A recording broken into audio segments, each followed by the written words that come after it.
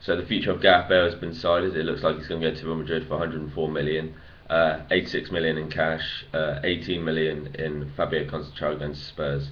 It also looks like Willian is going to complete a 30 million pound move from Angie to Spurs in probably today or tomorrow.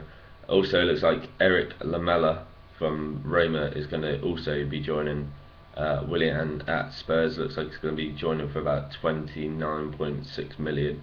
So roughly the same sort of fee as Willian. Both are very decent players.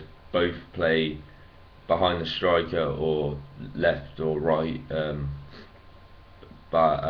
wing, so they both play in a sort of similar position as Gareth Bale. So it's kind of a like to like sort of signings.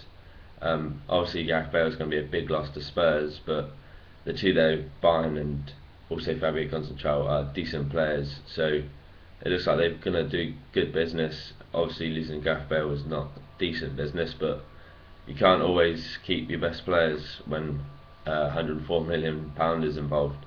So what do you guys think on the Gareth Bale situation and the new signings? Like if you like this video, and subscribe to me if you want to subscribe. Cheers guys.